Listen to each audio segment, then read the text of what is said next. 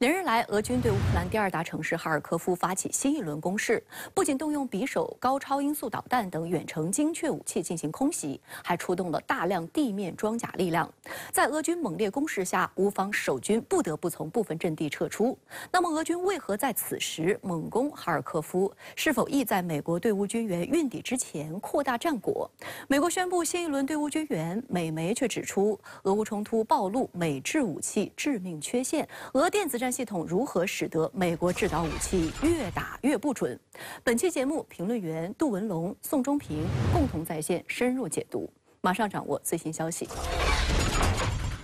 俄乌冲突爆发以来，美西方援乌各式先进武器纷纷上场。在2022年10月，乌军就曾用美制神剑精确制导炮弹对俄军的 T90M 坦克进行远程精确打击，使得神剑名噪一时。那么，当时这款表现出色的精确制导炮弹，如今为何会跌下神坛呢？神剑是美陆军第一款使用声管火炮发射、具备发射后不管能力的制导炮弹，由美国雷神技术公司和瑞典博福斯公司联合研制，曾在伊拉克和阿富汗战场大量使用。神剑最大的特点是打得准，采用惯性加 GPS 制导方式，被形容为如同狙击手一般。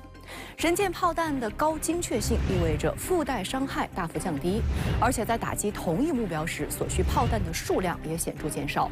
比如说，以前摧毁一个目标可能需要使用10到50发非制导炮弹，而用神剑制导炮弹的话，则只需1枚就行了。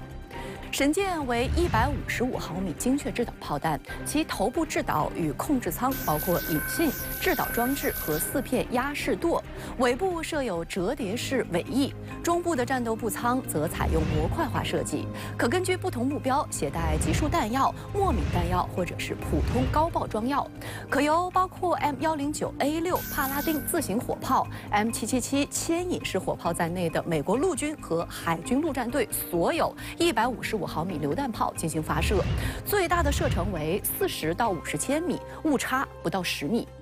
发射神剑炮弹时，火炮会采用高仰角。这不仅使得炮弹能获得较远的射程，也将使弹载 GPS 接收机有充足的时间锁定卫星信号，同时制导单元也有足够的时间来修正弹道。炮弹离开炮管之后，弹体后部主翼会立即展开，以稳定弹体。随后，弹体前部的4片压式舵也会展开并独立活动，用于修正弹道。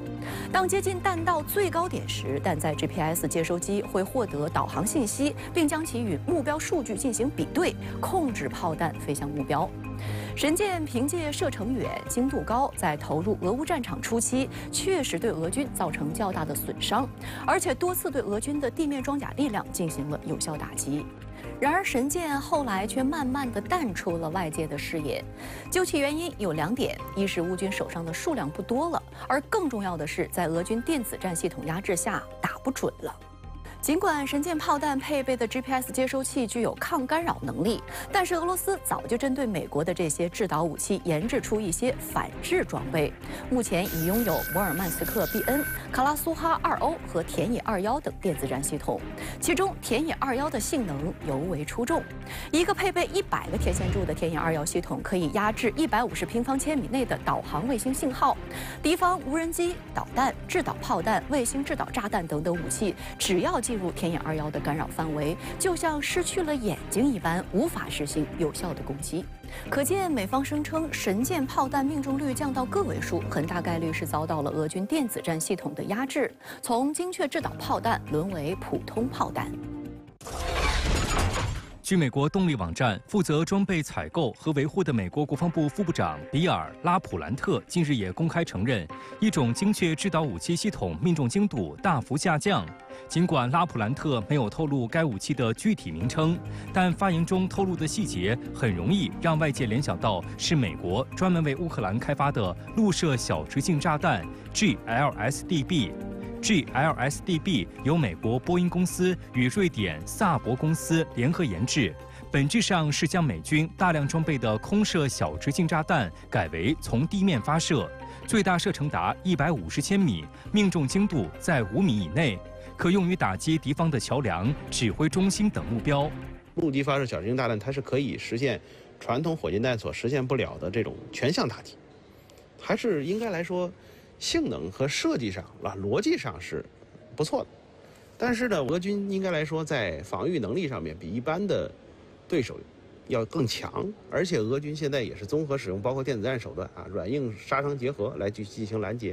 所以 GLSDB 呢表现没有之前描述的那么可靠。英国《每日电讯报》称 ，GLSDB 于1月下旬交付乌克兰，当时受到了广泛的欢迎。西方军事专家曾表示，它可能会迫使俄罗斯将火炮阵地、后勤补给点转移到离前线更远的地方。而拉普兰特指出，我们把这种武器交给了乌克兰人，但受多种因素影响，包括俄军的电磁干扰，它根本不起作用。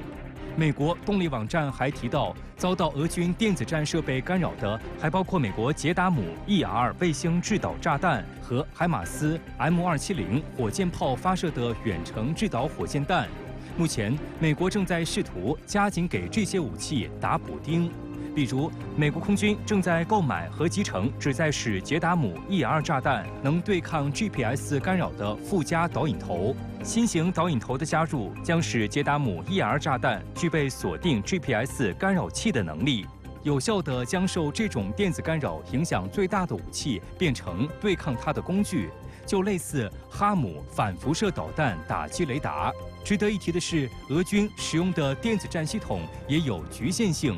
田野21对卫星导航信号的干扰其实是一把双刃剑，几乎也同时掐断了俄军卫星导航信号。其中一部分原因是俄军部分设备用了美国 GPS 卫星信号，更主要的原因是俄罗斯的格洛纳斯导航卫星信号与 GPS 信号的频率接近。所以，只要俄军打开田野21，在干扰范围内的美俄卫星导航设备都将失效。乌军在前线节节败退，而美国再次给乌克兰打气。日前，美国总统国家安全事务助理沙利文表示，乌克兰获得美国上月同意提供的近610亿美元援助后，将有能力在今年内守住阵线，并寻求明年发起新反攻。请教一下宋先生，您对此如何看呢？为何外界对美国的援助普遍抱怀疑态度？美国给乌克兰所提供的武器装备并非是先进的武器装备，很多是二手的、淘汰的、清库存的，而且美国现在确实向乌克兰提供了总额610亿美元的军事援助，但是美国会把这些钱优先购买更多的武器装备，然后填补美军的空白。比如你像陆军战役战术导弹，美国给乌克兰要提供陆军战役战术导弹的话，它会提供早期的型号，早期的型号它的射程是150到300公里。但是美军自己现在装备的陆军战役战术导弹的射程可以达到500公里，甚至更远，而且打击的精度就会更高。所以美国更多是把自己库存的老旧的武器装备提供给乌克兰。美国也好，北约也好，如果真想帮助乌克兰的话，应该倾其所有，甚至应该把自己主战的装备向乌克兰提供啊。一个 F-16战机到现在都没有提供。F-16战机是老旧的3代机，和俄罗斯现在的现役战机没有办法去比，所以美国在这些问题上抠抠搜搜，总是扭扭捏捏。乌克兰怎么可能会拿到这些武器装备对抗俄罗斯呢？还有一个最重要的原因就是，乌克兰他们所拿的是不熟悉的武器装备，人与武器的结合关键在于相互之间的磨合。如果做不到这一点的话，就算有西方国家的武器装备支持，也难以形成战斗力上的优势。据美国防务新闻报道，乌军在前线使用美制先进武器，正受到俄军电子战的严峻挑战，作战效能遭到严重削弱。比如神剑制导炮弹的命中率从最初的70%，很快下降到只有6%。请教一下宋先生，俄军是如何做到的？您是如何来看美媒指出的美制武器致命缺陷？刚才主持人所提到的一点很关键，你像美国也好，北约也好，给乌克兰提供的是精确制导武器，但这种精确制导武器是有赖于 GPS 等这些重要的保障装备。但是如果俄罗斯对 GPS 实施区域干扰，那么这些武器装备，尤其是在最终末制导的时候，将难以找寻到目标，所以就会出现极大的偏差。我们其实所看到，包括海马斯也好，以及陆军战役战术导弹也好，为什么刚开始的时候能够发挥一定的战果，但到了后期呢就很难发挥战果，就在于俄罗斯刚开始的时候，他一直在研究陆军战役战术导弹，研究海马斯，研究炮射的导弹，它的制导是什么方式？究竟是弹道导弹制导的方式，还是其他一些末制导的方式？究竟是 GPS 制导，还是电视制导，还是雷达制导？俄罗斯当摸清这些制导方式之后的话，它就会找寻到反制的手段。如果是 GPS 制导的话，那我只需要对你的 GPS 实施干扰，甚至加入一些干扰的信号，你这个导弹就打不准了，这个炸弹就炸不准了。所以，随着战场形势的不断发展，俄罗斯确实已经摸透了美国有些武器装备的基本性能和状态，做到了知己知彼。日前，俄总统普京在红场阅兵中表示，俄战略力量始终处于戒备状态。与此同时，俄国防部还透露，普京已命令准备举行使用非战略核武器的演习，这也是俄罗斯首次公开宣布涉及战术核武器的演习。那么，俄接连祭出核武器，向西方国家发出怎样警告？俄军火库中究竟有多少战术核武器？俄国防部第12总局是何来头？为何被称为俄核弹卫士？俄罗斯于5月9号在多地举行了胜利日阅兵，其中红场阅兵有超过9000人，61件武器装备，以及空天军的俄罗斯勇士、雨燕空中特技表演队以及苏25攻击机参加。对比以往阅兵，今年的规模有所缩小，尤其是参加阅兵式的武器装备数量还不到去年的一半。在装备方阵打头阵的是卫国战争年代的 T-34坦克。随后是虎式装甲车、BTR-82A 轮式步兵战车、乌拉尔以及台风等轮式装甲车。此外，还展示了伊斯坎德尔导弹系统、S-400防空系统和亚尔斯战略导弹系统的发射车。分析指出，在俄乌冲突持续焦灼的状态下，战场要比阅兵场更能展示和检验一支部队的战斗力。今年红场阅兵保持如此规模，在情理之中。而现役主战坦克、自行火炮和履带式战车都没有亮相，凸显前线优先，给人一种前线最需要的主战装备正在一线作战的观感。那大量的坦克装甲车辆呢进入莫斯科进入首都然后还要通过红场，那各种的这个维修维护保障以及把这些坦克摩托化开进，都是需要做大量工作的。在战时这个背景之下，不利于节约资源、节约人力。那现在呢，还是要一切以前线的需求为先，保障前线是最重要的。普京在红场阅兵的发言再次向西方撂下狠话，强调俄罗斯的核威慑能力。Россия будет делать все, чтобы не допустить глобального столкновения, но в то же время никому не позволим угрожать нам.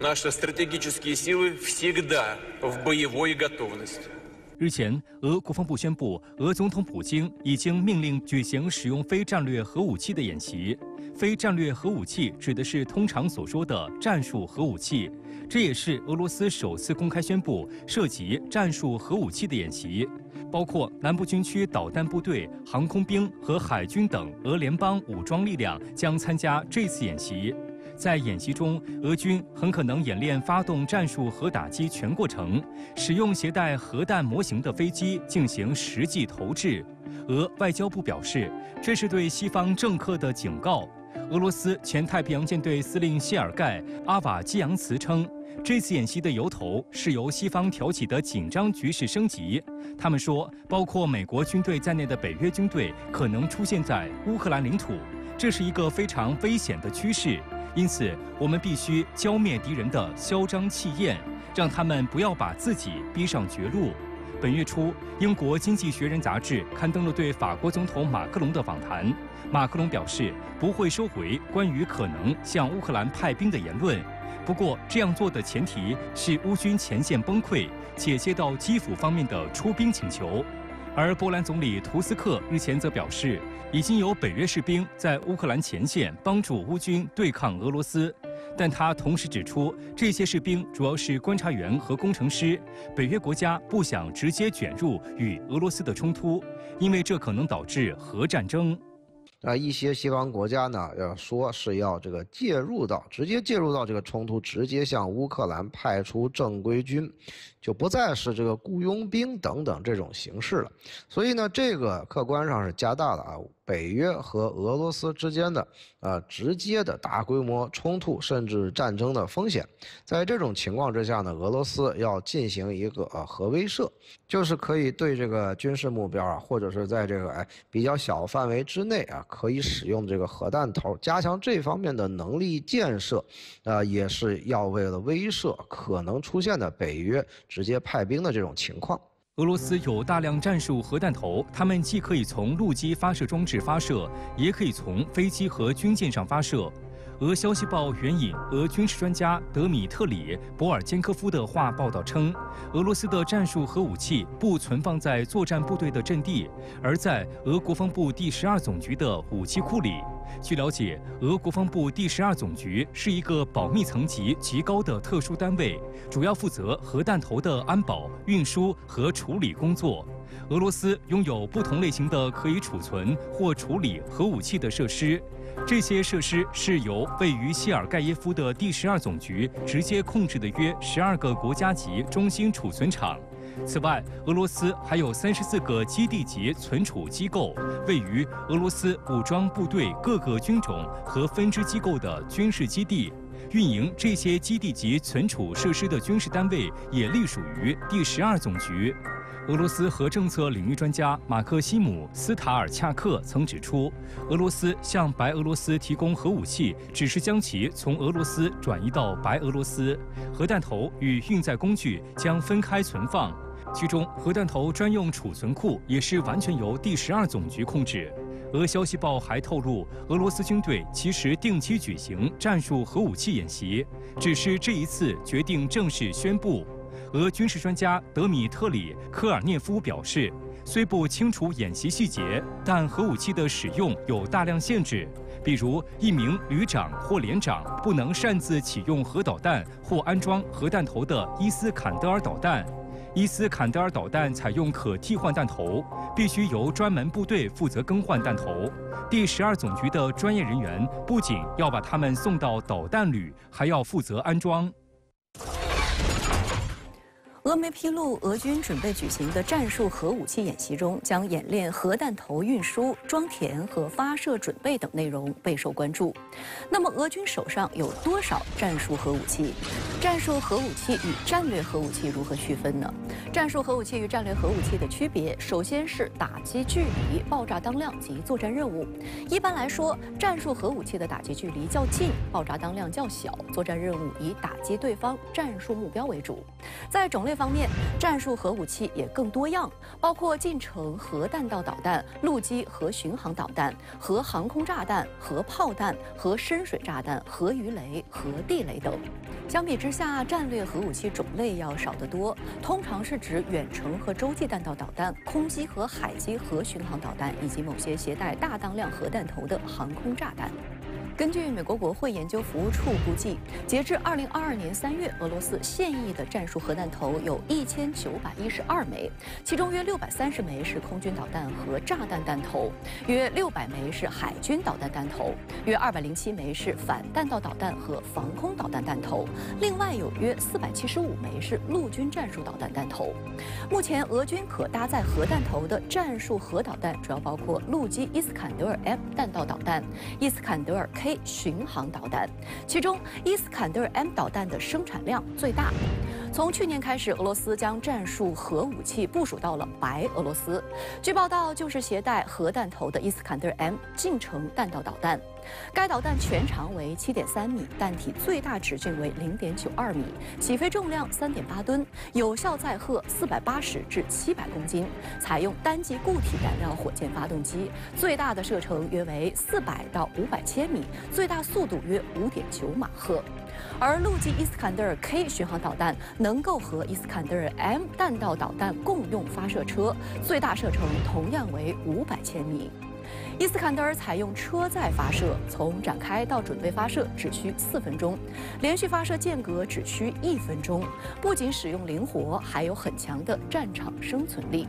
此外，伊斯坎德尔还采用了模块化的战斗部，除战术核弹头外，还可以搭载常规高爆弹头、集束弹头、钻地弹、电磁脉冲弹等等特殊弹头，能够摧毁各种敌方高价值目标。需要强调的是，由于威慑区域的不同，以及技术的不断发展，战略核武器和战术核武器之间的界限实际上相当模糊。例如，俄罗斯携带核弹头的伊斯坎德尔 M 对于美国来说的确是战术核武器，因为其根本打不着美国本土，只能打击部分美国的海外军事基地。但是对不少欧洲国家来说，因为能打到他们本土，无疑是战略武器。美国前国防部长詹姆斯·马蒂斯曾说：“没必要去单独画出一个战术核武器的概念，任何核武器都是战略武器。因此，不管是俄罗斯还是美国，更多是将其作为一种威慑手段。”除了警告西方国家，俄罗斯此次演习还被认为是对北约核演习以及美国增强欧洲战术核武器部署等举动的回应。今年2月到5月，北约举行了坚定捍卫者演习，这是数十年来北约在欧洲举行的最大规模演习。而其中的核演习重点是演练北约国家使用B61核炸弹，该炸弹是北约战术核武器的核心装备，可由战术飞机携带。俄方指责北约正在为与俄罗斯的可能冲突做准备。目前，美国在比利时、德国、意大利、荷兰和土耳其部署了战术核武器，共有100多枚B61核炸弹。作为安全提议的一部分，俄罗斯曾于2021年呼吁美国撤回这些核武器，但遭到美国和北约的拒绝。目前，美国还将具备精确打击能力的最新型B6112新型核炸弹部署到欧洲。5月9号，俄罗斯举行胜利日红场阅兵。有评论指出，虽然规模继续缩小，但装备展示凸显前线优先。请教一下宋先生，您对今年的红场阅兵有怎样的观察？这些武器装备阅兵里面确实凸显一个实战。你看，在前面所展示的都是一些装甲车，包括虎式、台风等等。比较典型的其实有2款，斯巴达克等等。你想这些装甲运兵车，它其实是在俄乌军事冲突期间研制的，研制的主要目的呢，就是要低成本、快速生产。俄乌军事冲突打的是什么？拼的是消耗。无论是美国、北约等这些国家，不断的在给乌克兰提供各种各样的援助，而俄罗斯也在不断的自我生产各种各样的军事装备，双方拼的是消耗。所以俄罗斯之前的某些军事装备呢，生产效率要低，所以换成了包括斯巴达克在内的装甲车，就是希望能够快速生产、快速量产，实现在前线的快速机动。我们在红场阅兵里面并没有看到主战坦克，包括特72、特90、阿马尔塔都没有看到，但是我们只看到一个特34，特34是历史的传承。所以从整个红场阅兵，我们所看到的是什么？所看到的就是俄罗斯把主战装备展示出来，尤其是在最后。压轴的是雅尔斯，3辆雅尔斯导弹发射车，这个其实还是要亮剑，亮给谁看？亮给美国和西方国家，也就是俄罗斯不是好欺负的。目前，美国正将具备精确打击能力的最新型 B6112新型战术核炸弹部署到欧洲。今年2月到5月，北约举行了大规模坚定捍卫者演习中，就包含演练北约国家使用 B61核炸弹。请教一下杜先生，北约是否在对俄罗斯展开模拟核打击？此举会如何升级欧洲战术核武对抗？北约对俄罗斯的模拟核打击始终就没有停止过。之前 B52轰炸机在圣彼得堡外海曾经进行过各种演练行动，而且当时是编队出动，密集突击，使用战略武器装备进行核威慑。目前看呢，在前线地区，其他国家，特别是一些希望美国战术核弹部署的国家，呼吁核弹尽早部署。而且美国在欧洲地区通过几个国家的核共享，要变成全部国家的核共享。如果通过战术飞机投掷美国的 B61-12核弹，这样美国在战略威慑包括战术层次双重核打击能力就会进一步提高。所以对于周边的核威慑，包括以北约东扩为核心的核东扩正在快速发展。如果下一步大量的北约国家拥有了美国共享的战术核弹，这样呢，在俄罗斯边界所形成的威胁不是冷战到现在的常规威胁，而是变成核威胁。